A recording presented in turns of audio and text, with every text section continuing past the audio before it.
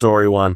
The Whispers in the Walls. My name is Elias, and for 5 years, I worked the overnight security shift at Crestview Apartments, a sprawling complex on the edge of town. Mostly, it was quiet. I patrol the grounds, check the security cameras, and try to stay awake. But Crestview had a reputation.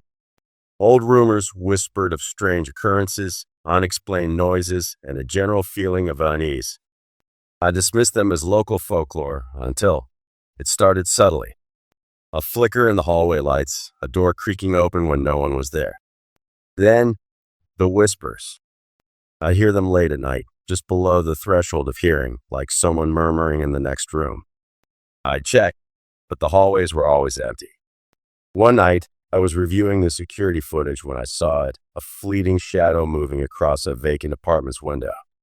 The apartment was supposed to be empty. I grabbed my flashlight and keys and went to investigate. The door was locked. I used my master key and stepped inside. The air was heavy, cold. I walked through the silent rooms, my flashlight beam dancing across the dusty furniture. Nothing. But as I turned to leave, I heard it. A distinct whisper right behind me. Get out. I spun around, heart pounding. Still nothing. I left the apartment, locking the door behind me. I reviewed the security footage again, but there was no sign of anyone entering or leaving. The whispers continued, growing louder, more distinct. Sometimes I'd hear my own name. One night, I saw a figure at the end of the hallway, shrouded in shadow. It vanished as I approached. I started to dread my shifts. Sleep became a luxury. I tried to tell my manager, but he just laughed it off. You're imagining things, Elias, he said. It's just an old building. But I knew what I heard, what I saw. I eventually quit, unable to bear the constant fear. To this day, I still hear the whispers sometimes, even in my own home. Okay, let's expand the remaining 2 stories, the highway haunting, and the shadow in the store, step by step, adding detail and building suspense. Story 2, the highway haunting, expanded, setting the scene. The hum of the truck's engine was a lullaby, a constant companion on my late-night delivery runs.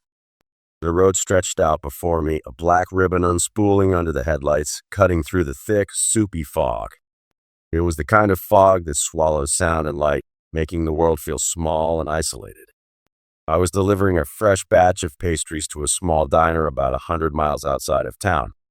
It was a routine trip, one I'd made countless times before. But tonight, the fog gave everything a different feel, a sense of unease that I couldn't quite shake. The first encounter, as I rounded a bend in the road, I saw her. A figure standing by the side of the highway, illuminated by the ghostly glow of my headlights. A young woman hitchhiking. It was an unusual sight. People rarely hitchhiked anymore, especially at that hour, in this isolated stretch of road. I almost drove past, telling myself it was none of my business. But something about her posture, the way she stood there, so still, so alone, made me hesitate. Pulled over a little further down the road, put my hazard lights on, and waited. Building the mystery, she approached the truck slowly, her face obscured by the fog and the shadows. As she got closer, I could see that she was young, maybe in her early 20s. She was pale, her eyes wide and dark, reflecting the headlights like pools of black ink. She wore a simple, white dress that seemed too light for the chilly night air. She didn't say anything at first, just stood there for a moment, staring at me. Then she gave a small, almost hesitant smile and said, "Thank you for stopping." A silent ride. She got into the truck, and we drove in silence.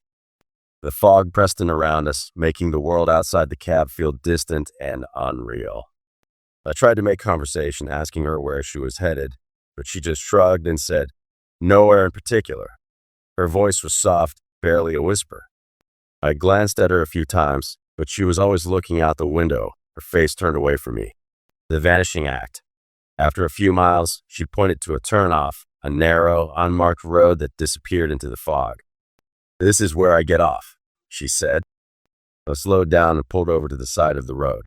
She got out of the truck, and as she closed the door, she turned to me and said, "Thank you. Be careful." Then she vanished. One moment she was there, the next she was gone. I blinked, thinking she just walked into the fog. But she was nowhere to be seen. I checked my mirrors, scanned the roadside. Nothing. It was like she had simply evaporated. The unsettling detail. I shook my head, attributing it to the fog in my tired mind. I continued on my route, but the encounter left me with an uneasy feeling. A few nights later, the same thing happened. Same woman, same spot, same brief, cryptic conversation.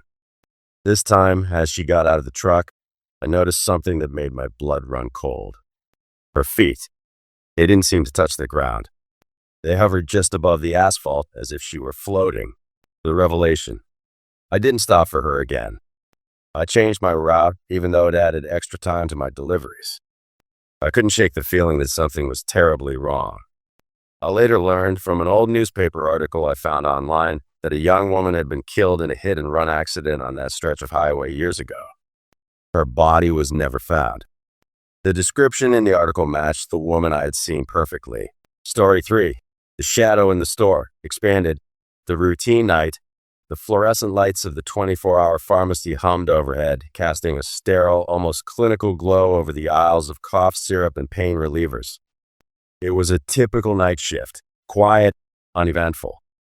I was restocking shelves, organizing the cold and flu medication, trying to stay awake. The only sound was the gentle clinking of bottles and the occasional rustle of packaging. The store was empty, save for me. The first glimpse, as I turned a corner pushing my cart laden with boxes of tissues, I noticed a shadow moving in the aisle behind me. It was a fleeting glimpse, a flicker of movement in my peripheral vision. I stopped and turned around, but there was no one there. I told myself it was just my imagination, the product of a long, lonely night. But the feeling of being watched lingered, a prickling sensation on the back of my neck. A growing unease. I continued with my work, but I couldn't shake the feeling that I wasn't alone. I kept seeing the shadow flickering at the edge of my vision, always just out of sight when I turned to look. It seemed to be following me, moving from aisle to aisle, mirroring my movements. I tried to focus on my task, but the constant feeling of being watched made it impossible. My heart started to pound in my chest, and my palms began to sweat. The clear sighting. Then, I saw it clearly. A tall, dark figure standing at the end of the aisle. It was indistinct, almost translucent, like a wisp of smoke, but I could make out its shape. It was tall and thin, with long, spindly limbs. It didn't move, just stood there, watching me. Its presence filled the store with a chilling, oppressive silence. Flight. I froze, my breath catching in my throat. I wanted to scream, to call for help, but no sound came out. Fear gripped me, paralyzing me. I backed away slowly, keeping my eyes on the figure. It didn't follow. It just stood there, watching. I turned and ran, my footsteps echoing through the empty store. I didn't stop running until I reached the front of the store, where the security camera monitor was located. The aftermath. I grabbed the phone and called the police, my voice trembling. When they arrived, the figure was gone. They searched the store, but found nothing. They reviewed the security footage, but there was no sign of the figure on the tapes. The shadow sightings continued for weeks after that. Other employees started noticing it too, reporting similar experiences. The store manager finally hired a paranormal investigator who claimed the pharmacy was haunted by the spirit of a former employee who had died in the store years ago. I quit shortly after that. I couldn't work in a place where I felt like I was being watched by something unseen, something malevolent. I still get chills thinking about the shadow in the store, the silent, watchful presence that lurked in the aisles of the pharmacy.